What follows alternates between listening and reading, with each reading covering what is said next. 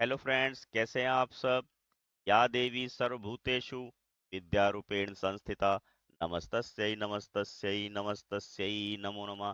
दोस्तों, आपका हमारे चैनल पर स्वागत है।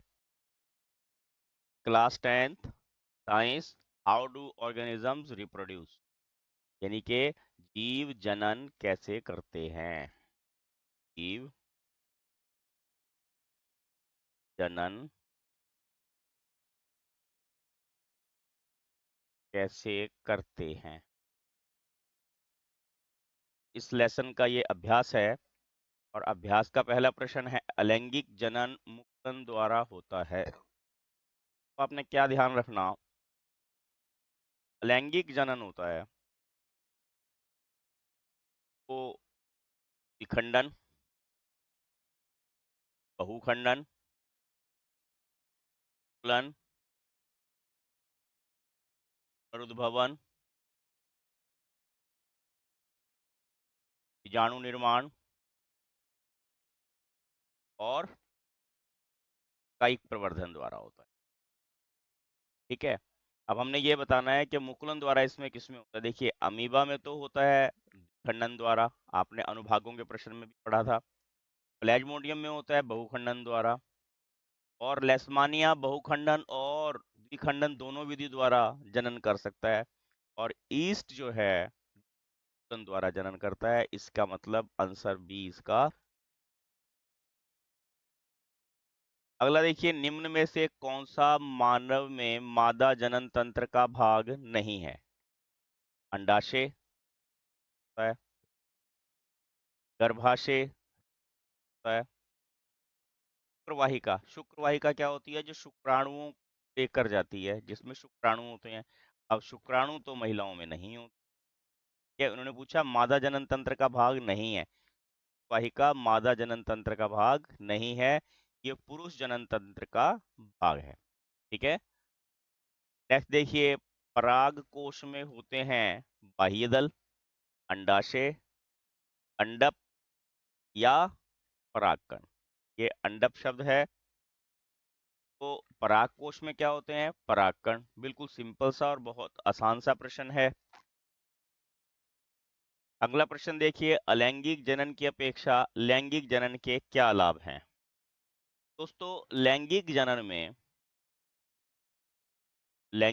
होता है, लैंगिक जनन में गुणसूत्र के नए जोड़े बनते हैं। क्या होता है, ओके, नए जोड़े बनते हैं। नए जोड़े बनने से उनमें विभिन्नताएं उत्पन्न होती हैं। ठीक है, नए जोड़े बनने से क्या होता है, उनमें विभिन्नताएं उत्पन्न होती हैं। विभिन्नताओं से क्या होता है, जीव जो है अनुकूलन और विकास में मदद पाता है। ठीक है ना, विभिन्नताएं होती हैं तो वो अनुकूलन होता है उसके अंदर, और अनुकूलन और विकास दोनों ही विभिन्नताओं से उत्पन्न होता है। ऐसा अलैंगिक जनन में नहीं होता। ठीक है, अलैंगिक जनन में जीव है वो पैतृक जीव से बिल्कुल सिमिलर होता है, उसमें विभिन्नताएं नहीं पाई जाती। ठीक है, देखिए, लैंगिक जनन में गुणसूत्र के नए जोड़े बनने से विभिन्नताएं उत्पन्न होती हैं, जबकि अलैंगिक जनन में विभिन्नताएं उत्पन्न नहीं होती। यह विभिन्नताएं जीवों में विकास तथा अनुकूलन के लिए सहायक होती हैं। इससे क्या फायदा होता है, जीवों में विकास और अनुकूलन होता है। आप इतना लिख दोगे तो आपको इतने से ही काम इसमें चल जाएगा, क्योंकि उन्होंने कहा है कि अलैंगिक जनन की अपेक्षा लैंगिक जनन के क्या लाभ हैं। उम्मीद है आपको समझ में आया होगा। अगला प्रश्न देख, क्वेश्चन नंबर 5 देखिए, मानव में वृषण के क्या कार्य हैं। दोस्तों, मानव में वृषण जो है नर लैंगिक हार्मोन जो टेस्टोस्टेरोन होता है उसका उत्पादन करता है और शुक्राणु उत्पन्न करता है। ठीक है, नर लैंगिक हार्मोन और शुक्राणुओं का उत्पादन करता है। तो नर लैंगिक हार्मोन है, उससे क्या फायदा होता है, द्वितीयक जो लैंगिक लक्षण होते हैं का विकास करता है। ठीक है, क्या क्या मेन बात क्या है, शुक्राणुओं का उत्पादन और नर लैंगिक हार्मोन का उत्पादन ये करता है। देखिए, वृषण में शुक्राणु उत्पन्न होते हैं और यह नर जो हार्मोन है टेस्टोस्टेरोन उत्पन्न करता है, जो लैंगिक लक्षणों के लिए उत्तरदायी। ठीक है ना, जो द्विलैंगिक लक्षणों के लिए, जो द्वितीयक लैंगिक लक्षण जैसे दाढ़ी मूंछ का आना है ना, इनके लिए ये उत्तरदायी। ये वृषण के हमारे कार्य होते हैं। अगला अगला प्रश्न देखिए, ऋतुस्राव क्यों होता है? एक लाइन का आंसर है निषेचन न होने निषेचन ना होने के कारण ऋतुस्राव होता है। ठीक है, ऋतुस्राव कहते किसे हैं? योनि मार्ग से रक्त का बाहर आना, से रक्त का बाहर आना निषेचन कहलाता है।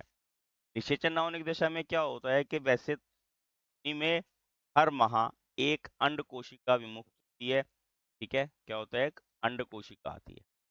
ये अंड कोशिका निषेचन का इंतजार करती है। अगर निषेचन नहीं होता तो ये मृत हो जाती है। निषेचन न होने की दशा में क्या होती है? ये मृत हो जाती है। और जब ये मृत हो जाती है तो इसकी जो योनि में मांसपेशियां हैं, रक्त कोशिकाएं हैं, वो फटकर शरीर से बाहर आने लग जाती हैं। ये ऋतुस्राव होता है। ठीक है ना? और इसका काम क्या होता है? जो अंड कोशिका है, अंड कोशिका के पोषण के लिए यहाँ पर रक्त को योनि में रक्त कोशिकाएं एकत्र होना शुरू हो जाती। ठीक है ना? क्या बताया हमने आपको? अंड कोशिका के पोषण के लिए रक्त कोशिकाएं एकत्र होना शुरू हो जाती हैं। पर जब अंड निषेचित नहीं होगा तो ये रक्त कोशिकाएं फट जाती हैं और शरीर से बाहर निकल जाती हैं। ठीक है ना? इसे हम ऋतुस्राव कहते हैं। इसे हम रजोधर्म भी कहते हैं। और इसकी अवधि कितनी होती है? 8 दिन। कितनी होती है? 2 से। अगर इससे ज्यादा दिन ऋतुस्राव हो, महिला के शरीर पर विपरीत प्रभाव डालती है। अब लिखने में हम इस प्रकार लिख सकते हैं, देखिए, मादा के शरीर में निषेचन न होने की स्थिति में ऋतुस्राव होता है। निषेचन न होने की दशा में अंड कोशिका मृत हो जाती है। प्रति माह अंडाशय से एक अंड कोशिका निकलती है जो निषेचन के लिए तैयार होती है। इसके लिए इसकी अंतः भित्ति मांसल हो जाती है, यानी कि रक्त कोशिकाएं इकट्ठी हो जाती है, गुदगुदी। यह अंड के निषेचन की अवस्था में उसके पोषण के लिए आवश्यक है। लेकिन निषेचन न होने की अवस्था में इस परत की भी आवश्यकता नहीं रहती, इसलिए यह परत धीरे धीरे टूटकर योनि मार्ग से रुधिर के रूप में बाहर निकल जाती है। इसे हम ऋतुस्राव या रजोधर्म कहते हैं। इसकी अवधि सामान्यतः कितनी होती है? से 8 दिन। कितनी होती है? से 8 दिन। अगला प्रश्न देखिए, पुष्प की अनुदैर्ध्य काट का नामांकित चित्र बनाओ। अब चित्र बनाना है। देखिए, ये हमारे पास, ये देखिए चित्र आ गया यहाँ, वर्तिकाग्र दिखाया है इन्होंने।